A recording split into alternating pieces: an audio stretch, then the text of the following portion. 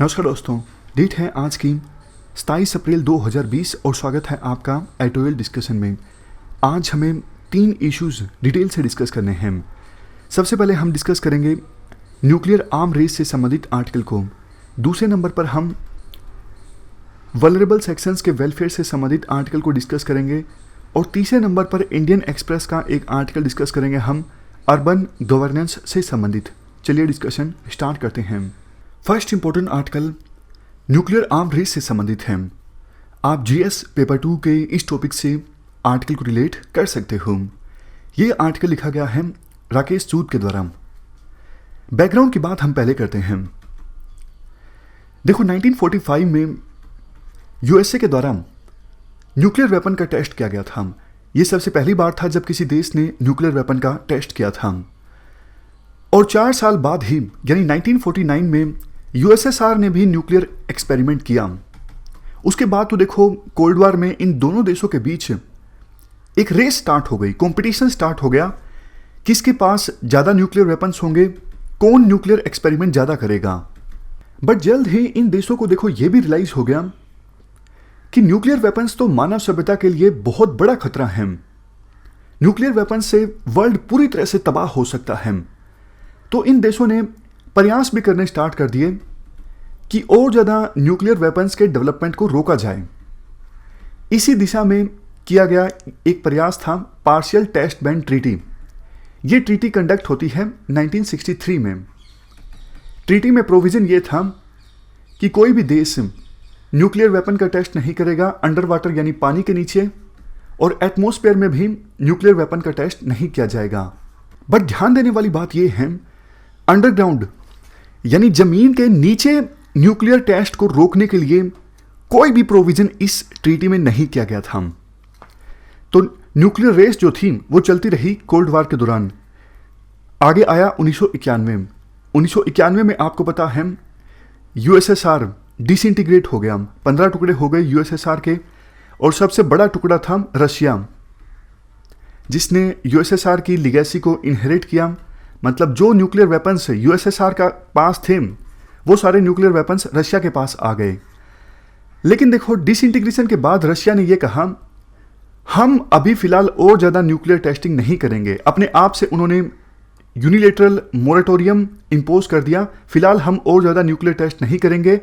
इसका एक रीज़न वैसे देखो ये भी था, कजाकिस्तान जो पहले पार्ट हुआ करता था यूएसएसआर का, मेन यूएसएसआर की जो प्रिंसिपल साइट थी न्यूक्लियर वेपन्स को टेस्ट करने के लिए, वो कजाकिस्तान में चली गई, जो अलग से देश बन गया था। और कजाकिस्तान ने इस न्यूक्लियर साइट को डिस्ट्रॉय कर दिया जिसका नाम था सेमी प्लाटिन्स्क। लेकिन ये कोई बहुत मेजर रीज़न नहीं था, क्योंकि रशिया चाहता तो न्यूक्लियर वेपन्स का टेस्ट कर सकता था जोवाया जैमलिया न्यूक्लियर साइट पर। तो जब रशिया ने मना किया 1991 में कि अभी हम और ज़्यादा न्यूक्लियर वेपन्स का टेस्ट नहीं करेंगे, उसके बाद यूएसए ने भी ये अनाउंस कर दिया। और जब यूएसए ने अनाउंस किया तब तक देखो USA total 1045 times nuclear weapons का टेस्ट कर चुका था और रशिया 715 न्यूक्लियर वेपन्स का टेस्ट कर चुका था। लेकिन ध्यान देने वाली बात यह है, रशिया और यूएसए ने तो अनाउंस कर दिया कि अभी हम और ज़्यादा फर्दर टेस्टिंग नहीं करेंगे, लेकिन फ्रांस, चाइना, इनके पास भी न्यूक्लियर वेपन था उस समय। इसके अलावा यूके के पास भी था वैसे। लेकिन फ्रांस और चाइना ने बोला देखो हमने तो अभी बहुत कम टेस्ट कंडक्ट किए हैं, तो अभी एक बार हम नहीं रुकेंगे। तो डिफरेंसेस आ गए सिक्योरिटी काउंसिल के परमानेंट मेंबर्स में। इवन कुछ देशों ने यह भी सजेस्ट किया कि जिन जिन के पास न्यूक्लियर वेपन्स हैं और जिन देशों में न्यूक्लियर वेपन्स को टेस्ट करने के लिए साइट है, उन सबको पूरी तरह से डिस्ट्रॉय कर दिया जाए, बंद कर दिया जाए, ताकि फ्यूचर में न्यूक्लियर वेपन्स को टेस्ट करने की संभावना ही ना रहे। लेकिन यूएसए, रशिया, इन्होंने मना कर दिया कि नहीं, हम न्यूक्लियर वेपन्स को टेस्ट करने वाली साइट को पूरी तरह से बंद नहीं करेंगे, डिस्ट्रॉय नहीं करेंगे। इवन देखो, यूएसए ने चाइना और फ्रांस के कंसर्न्स को शांत करने के लिए ये प्रोविज़न सामने रखा कि जीरो यील्ड का जो टेस्ट है वो कंडक्ट किया जा सकता है। देखो, जीरो यील्ड न्यूक्लियर टेस्टिंग में ये होता है, न्यूक्लियर कंपोनेंट्स जो हैं वो बहुत छोटे होते हैं, जिस वजह से टेस्टिंग भी हो जाती है लेकिन कोई मेजर एक्सप्लोजन नहीं होता है। इसे सब क्रिटिकल हाइड्रोडायनामिक न्यूक्लियर टेस्ट भी कहा जाता है। जब super critical hydro nuclear test conduct किया जाता है तो इस टेस्ट में मेजर एक्सप्लोजन होता है। इस टेस्ट पे तो रोक रहेगी, लेकिन जीरो यील्ड न्यूक्लियर टेस्टिंग जिसमें कोई एक्सप्लोजन नहीं होता है, उन टेस्ट को कंडक्ट किया जा सकता है। चूंकि 1991 में यूएसएसआर का डिसइंटीग्रेशन हो गया था और यूएसए सुपर पावर के रूप में इमर्ज हुआ था, तो यूएसए ने अपनी इस बात को मनवा लिया। सिक्योरिटी काउंसिल के बाकी मेंबर्स भी यूएसए की इस बात को मान गए। तो 1994 में एक ट्रीटी निकल के आई, CTBT, comprehensive test band treaty. Treaty में प्रोविजन ये था कि सभी पार्टीज न्यूक्लियर वेपन का कोई भी टेस्ट कंडक्ट नहीं करेंगी, कहीं पर भी, हवा में, पताल में, पानी के नीचे, कहीं पर भी कोई भी देश न्यूक्लियर वेपन्स का टेस्ट नहीं कंडक्ट करेगा। और इस ट्रीटी में यह भी प्रोविजन था कि जीरो यील्ड का टेस्ट कंडक्ट किया जा सकता है। लेकिन देखो, इस ट्रीटी के एक आर्टिकल पर विवाद खड़ा हो गया, आर्टिकल 14। ट्रीटी में कहा गया था कि जब तक 44 कंट्रीज, जिनका नाम भी बताया गया था, जब तक ये 44 कंट्रीज ट्रीटी को रेटिफाई नहीं करते हैं, तब तक ये ट्रीटी, सीटीबीटी, फोर्स में नहीं आएगी। तो अभी स्टेटस देखो ये है, 44 में से 36 कंट्रीज ऐसे हैं जो सीटीबीटी को रेटिफाई कर चुके हैं, बाकी बचे 8 देश। 8 देशों में China, Egypt, Iran, Israel, USA, इन देशों ने सीटीबीटी को साइन तो किया है लेकिन रेटिफाई नहीं किया है।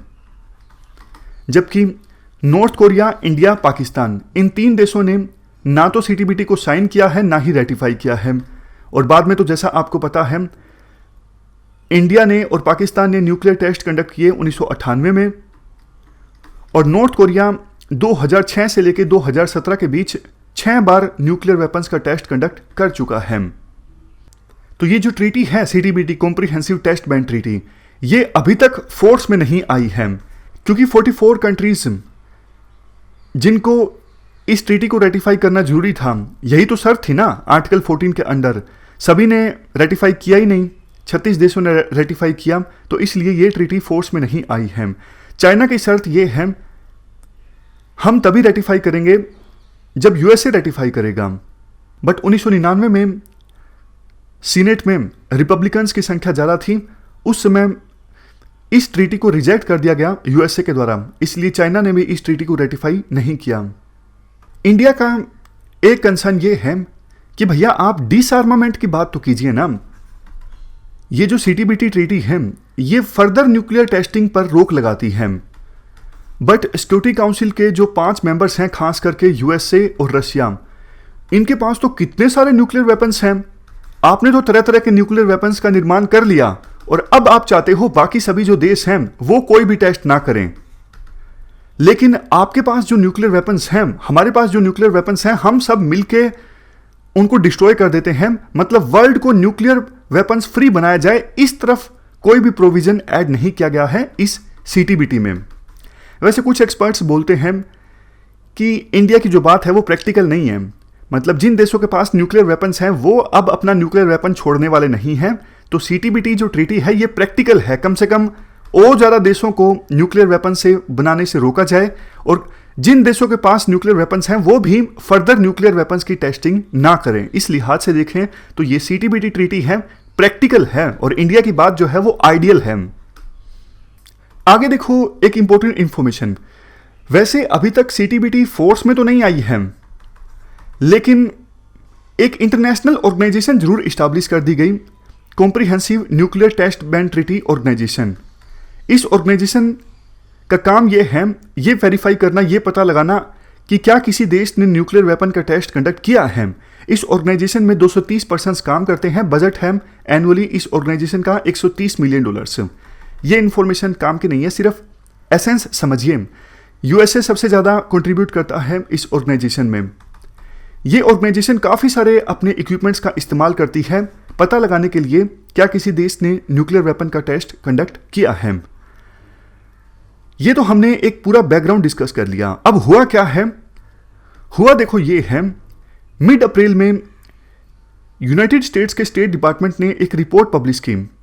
ये लंबा सा नाम है रिपोर्ट का, adherence to and compliance with arms control, non proliferation and disarmament agreements and commitments. इस रिपोर्ट में कंसर्न्स जताए गए कि चाइना ने low yield nuclear test conduct किए हैं। साइट का नाम भी है Lop Nur test site. China में ये टेस्ट साइट है लोप नूर टेस्ट साइट। इस साइट पर लो यील्ड के न्यूक्लियर वेपन्स को टेस्ट किया गया चाइना के द्वारा। ये comprehensive nuclear test ban treaty में दी गई अंडरटेकिंग का उल्लंघन है। वैसे देखो, जैसा आपको पता है CTBT तो अभी फोर्स में आई नहीं है, लेकिन जो आश्वासन दिया गया था, अंडरटेकिंग दी गई थी विभिन्न देशों के द्वारा इंक्लूडिंग चाइना, उस अंडरटेकिंग का ये वायलेशन है। इवन इस रिपोर्ट में यह भी कहा गया रशिया ने भी काफ़ी सारे न्यूक्लियर एक्सपेरिमेंट कंडक्ट किए हैं और उनकी यील्ड 0 नहीं थी, कुछ ना कुछ लो यील्ड थी उन न्यूक्लियर टेस्ट की जो रशिया ने कंडक्ट किए। यह भी CTBT का वायलेशन है। रशिया और चाइना ने देखो USA के क्लेम्स को रिजेक्ट कर दिया है, इस रिपोर्ट को रिजेक्ट कर दिया है। बट आर्टिकल में यह कहा जाता है कोल्ड वार के दौरान न्यूक्लियर आर्म्स की जो रेस देखने को मिली थी USA और USSR के बीच, वो न्यूक्लियर रेस एक बार फिर से देखने को मिल सकती है कुछ आने वाले सालों में। USA की एक रिपोर्ट है न्यूक्लियर पोस्चर रिव्यू। इस रिव्यू में एसर्ट किया गया कि USA नई न्यूक्लियर थ्रेट्स फेस कर रहा है रशिया से भी और चाइना से भी। क्योंकि देखो, रशिया और चाइना को एक बात का पता है, USA के पास अभी भी टेक्नोलॉजी काफ़ी ज़्यादा है। USA के पास ऐसी ऐसी मिसाइल्स हैं, ऐसे ऐसे ड्रोन्स हैं जिनकी सहायता से काफ़ी ज़्यादा एक्यूरेसी के साथ टारगेट को हिट किया जा सकता है। और ये सब वर्ल्ड ने देखे भी, अफगानिस्तान में किस प्रकार से USA ने अपने ड्रोन्स और मिसाइल्स का इस्तेमाल किया। रशिया और चाइना के पास विकल्प ये बचता है दूसरे क्षेत्रों में USA से लीड लेने की कोशिश की जाए। जैसे देखो साइबर वारफेयर, चाइना और रशिया दोनों देश बहुत ज़्यादा कोशिश कर रहे हैं कि साइबर वारफेयर में USA से आगे निकला जाए। कुछ और पर्टिकुलर चीज़ों की बात करें, रशिया ने हाइपरसोनिक डिलीवरी सिस्टम को डेवलप किया है। चाइना भी कोशिश कर रहा है कि अगर कोई देश हमारे ऊपर अटैक करता है, फॉर एग्जांपल USA, तो हमारे जो न्यूक्लियर वेपन्स हैं वो बच जाएं।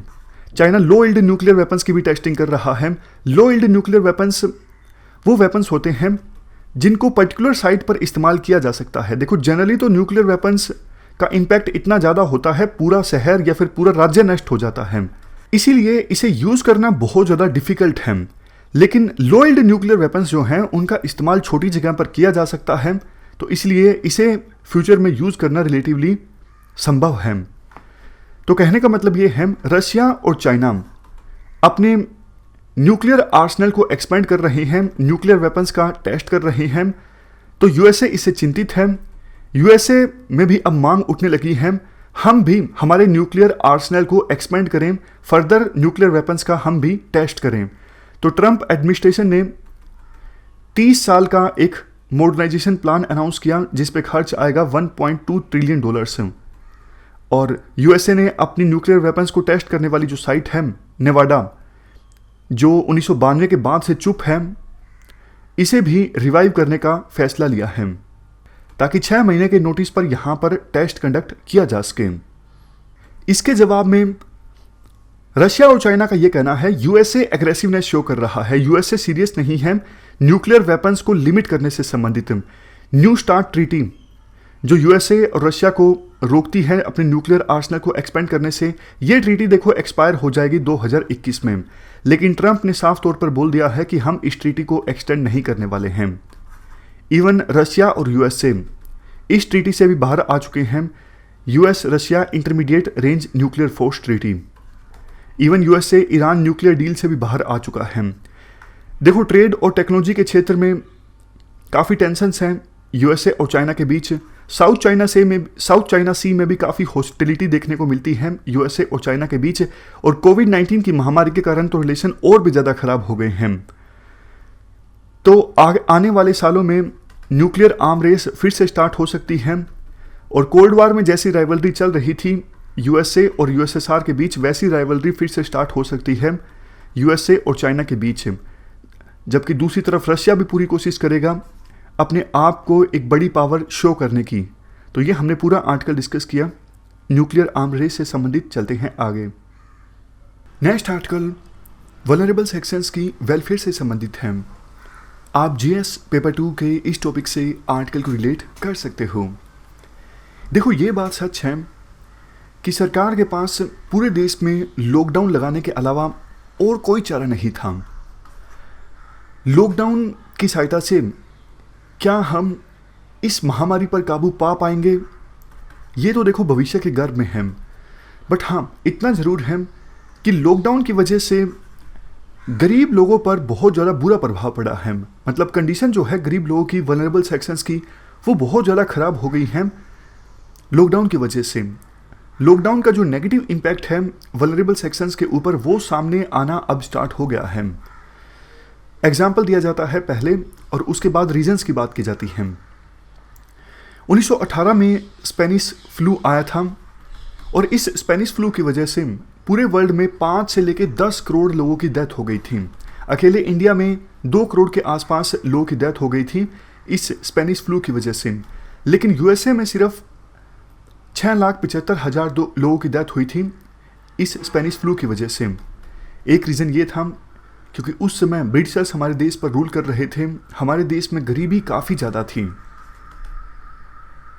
आज कोविड-19 की वजह से देखो, हालांकि यूएसए में सबसे ज़्यादा डेथ्स हुई हैं, बट यूएसए में भी जो माइनॉरिटी ग्रुप्स हैं उनकी ज़्यादा डेथ हुई है as comparison to majority groups, खास करके ब्लैक्स। क्यों? क्योंकि वो ज़्यादा वल्नरेबल हैं, यूएसए में वो ज़्यादा गरीब हैं, उनका इनकम लेवल कम है। अब रीज़न की बात करते हैं कि आखिरकार ऐसा क्यों होता है कि गरीब लोगों पर किसी महामारी का बुरा असर होता है।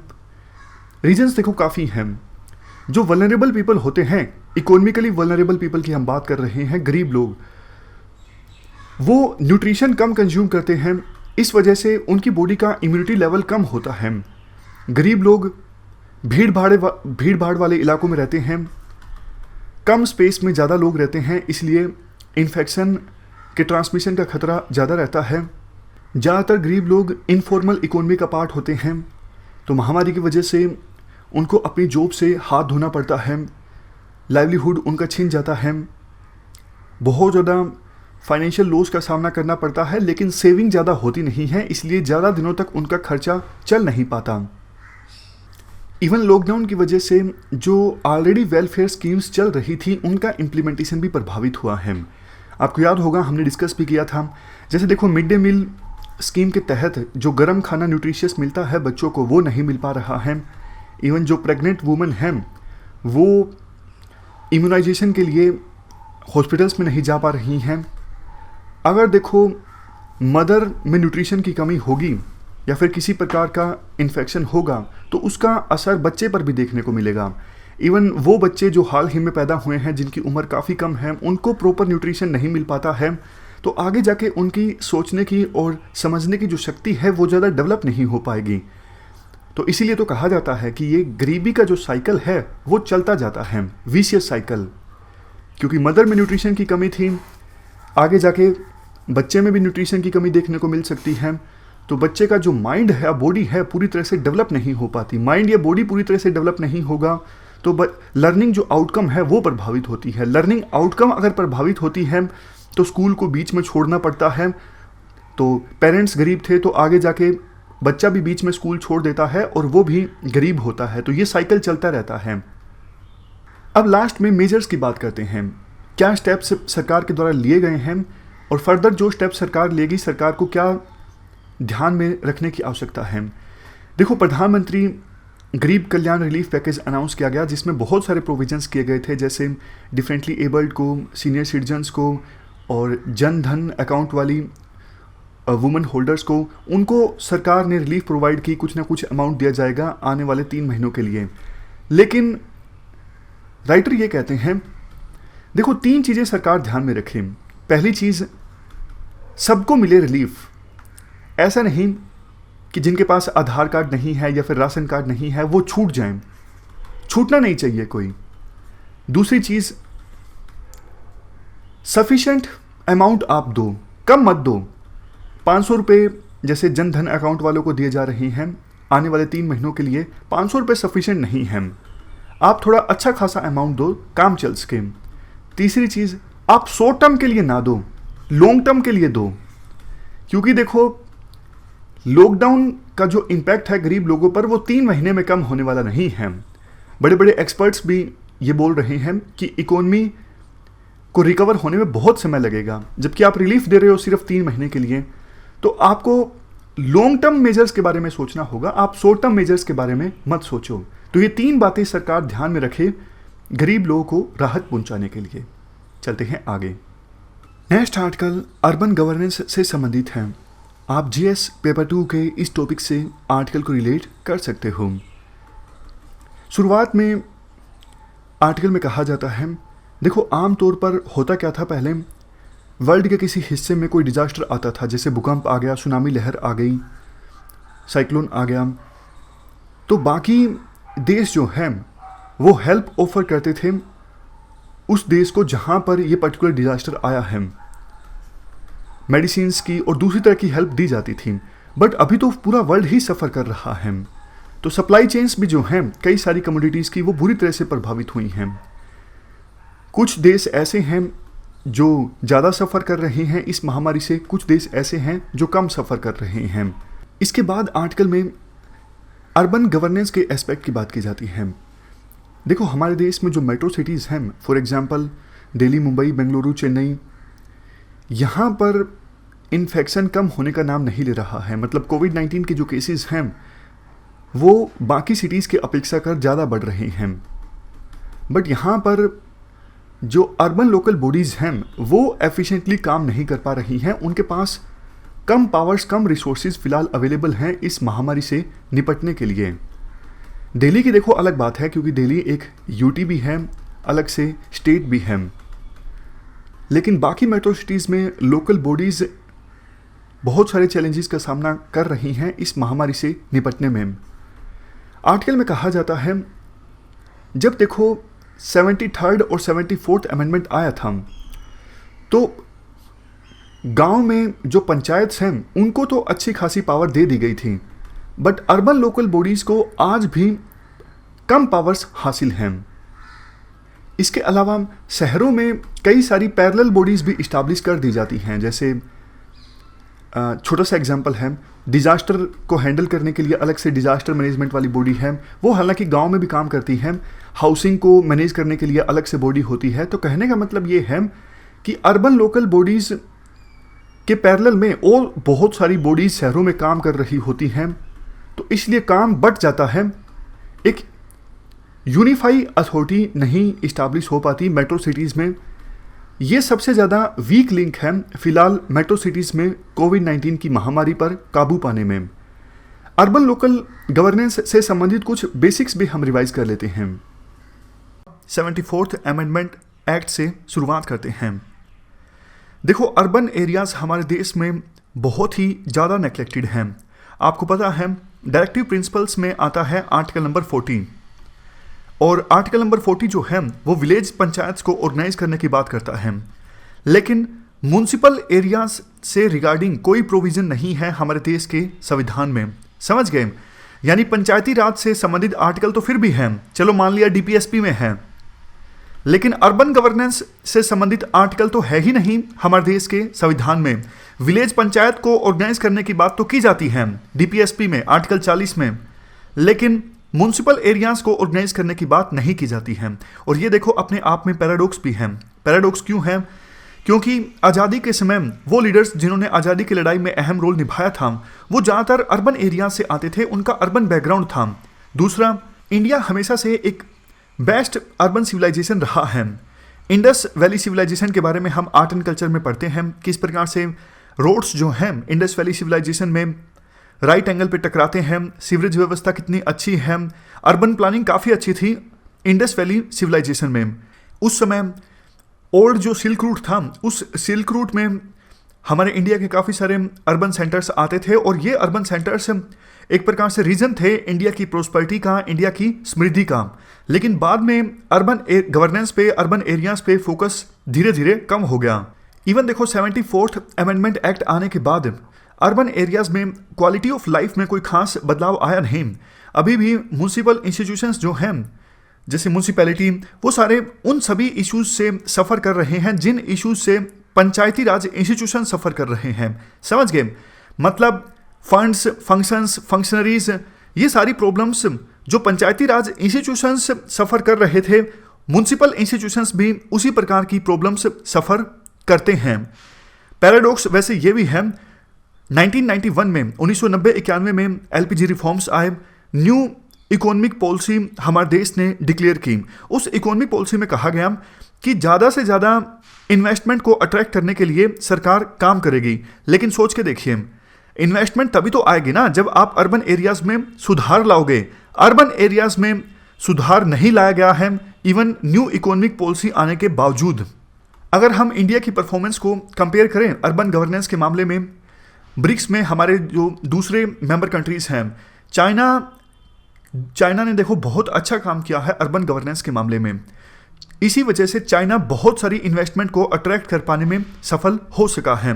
वैसे चाइना में सिंगल पार्टी रूल है, कम्युनिस्ट पार्टी का रूल है वहाँ पे, लेकिन फिर भी चाइना में जो प्रोविंशियल गवर्नमेंट्स हैं उनके पास बहुत पावर्स हैं।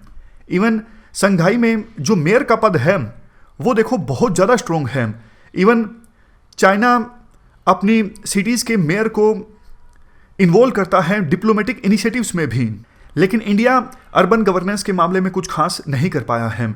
इंडिया को समझने की आवश्यकता है हमें कितना ज़्यादा इन्वेस्टमेंट का लॉस हो रहा है।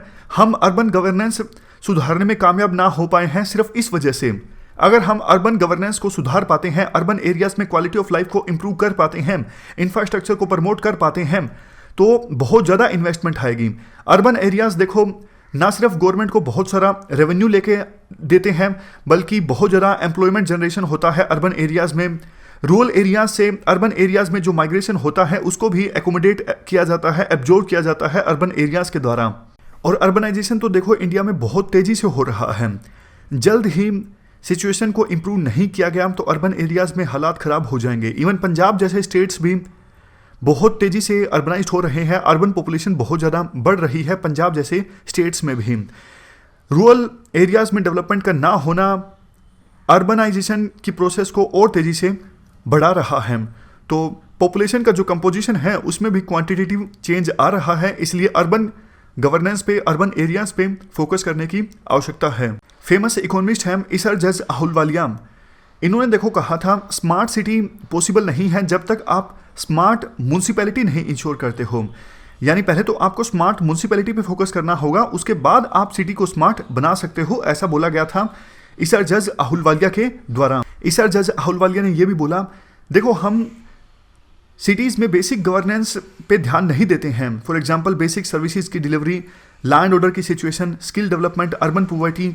अगर हम इन सब चीज़ों पे फोकस नहीं करते हैं तो हम हमारे देश के अर्बन सेंटर्स के पोटेंशियल को कभी रियलाइज नहीं कर सकेंगे। 3 फंडामेंटल ब्लॉक्स हैं अर्बन गवर्नेंस में, ईसर जज अहुलवालिया ने कहा। पहला तो देखो फेडरल सिस्टम। हमारे देश के फेडरल सिस्टम में आपको पता है 3 टियर हैं।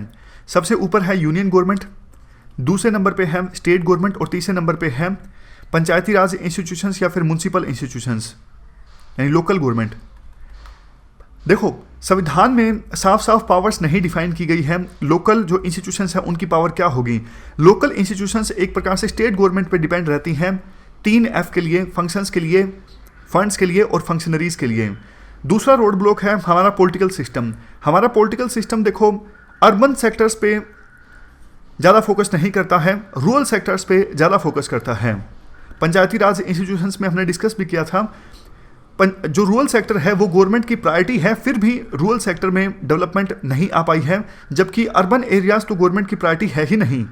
तीसरा रोड ब्लॉक ये है हमारे देश में पर्याप्त इंस्टीट्यूशनल फ्रेमवर्क नहीं है मेट्रोपॉलिटन प्लानिंग के लिए और गवर्नेंस के लिए। मतलब अर्बन सिटीज़ में किस प्रकार की प्लानिंग हो, किस प्रकार की गवर्नेंस हो, इसके लिए पर्याप्त इंस्टीट्यूशनल फ्रेमवर्क हमने नहीं तैयार किया है। अब देखो म्यूनसिपल एडमिनिस्ट्रेशन के एम्पावरमेंट में कुछ स्ट्रक्चरल इश्यूज हैं, उनकी बात कर लेते हैं। एक तो देखो, स्टेट गवर्नमेंट के लेवल पे जो लीडर्स होते हैं उनको ये लगता है सिटीज़ तो बहुत ज़्यादा रेवेन्यू जनरेट करके देती हैं, अगर लोकल लेवल पे लीडरशिप डेवलप हो गई, वही पॉइंट है जो हमने पंचायती राज इंस्टीट्यूशंस के समय डिस्कस किया था। अगर लोकल लेवल पे लीडरशिप डेवलप हो गई, अगर म्यूनसिपैलिटीज़ को एम्पावर कर दिया गया, तो सारा रेवेन्यू लोकल लीडरशिप ही खर्च करेगी। स्टेट लेवल पे जो लीडर्स होंगे उनके पास ज़्यादा रेवेन्यू होगा नहीं एक्सपेंडिचर के लिए। तो इस वजह से म्यूनसिपैलिटीज़ को, म्यूनसिपल इंस्टीट्यूशंस को एम्पावर नहीं किया जाता है स्टेट गवर्नमेंट के द्वारा। दूसरा स्ट्रक्चरल प्रॉब्लम ये है, अभी देखो पॉलिटिकल वेटेज अर्बन एरियाज़ की कम है, मतलब अर्बन एरियाज़ में कम सीटें आती हैं, रूरल एरियाज़ में ज़्यादा सीटें आती हैं लोकसभा में, और 2026 तक इसे चेंज भी नहीं किया जा सकता। 2026 के बाद भी देखना ये होगा चेंज होता है या फिर नहीं होता है। तो अर्बन एरियाज़ को कम रिप्रेजेंटेशन हासिल है, इसीलिए उन पर ध्यान भी कम दिया जाता है, मतलब रिप्रेजेंटेटिव अर्बन एरिया से कम है as comparison to rural areas.